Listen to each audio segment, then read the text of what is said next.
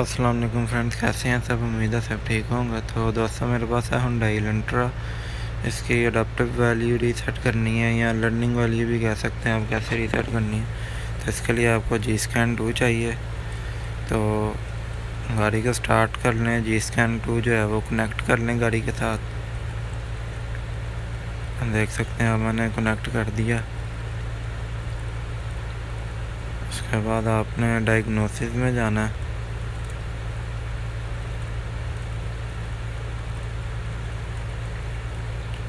उसके बाद Hyundai USA में जाएं। ये Elantra USA में आएगी। तो अब इसका जो ऊपर एक्सेंट है, नीचे एलेंट्रा में जाएं। जो इसका मॉडल नंबर है उसमें जाएं, 2014 मॉडल है ये। तो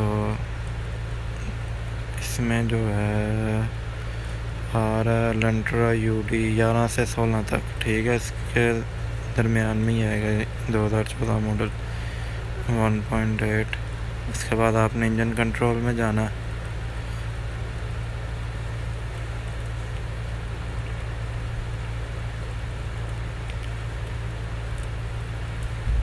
इंजन कंट्रोल में जाके जो ऊपर DTC एनालिसिस आ रहा है उसमें नहीं जाना, स्पेशल फंक्शन में जाएं आप। जो DTC एनालिसिस है इसमें जो इंजन वगैरह का, जो सेंसर वगैरह का डाटा चेक होता है। स्पेशल फंक्शन में आए, इसमें रीसेटिंग अडॉप्टिव वैल्यू, ठीक है, इसमें जाना आपने। देख सकते हैं आप, इसमें कंडीशन लिखी हुई है कि इंजन जो है गाड़ी पहले ऑफ़ करके दोबारा जो है आपने स्विच ऑन कर लेना है। गाड़ी ऑफ़ करें, अब जो है स्विच जो है वो बस स्विच ऑन करना है आपने।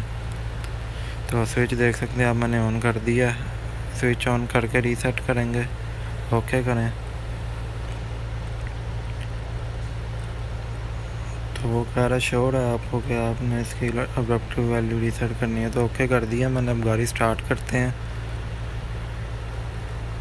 तो देख सकते हैं आप, जो अब RPM जो है इसका नीचे आ गया। पहले 1000 से ऊपर था, अब नीचे आ गया।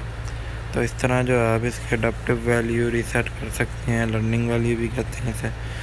तो इस तरह जो आप रीसेट कर सकते हैं। ओके फ्रेंड्स, अगर वीडियो अच्छी लगे तो चैनल को ज़रूर सब्सक्राइब करें, वीडियो को लाइक करें और शेयर करें, और दुआओं में याद रखें। ओके।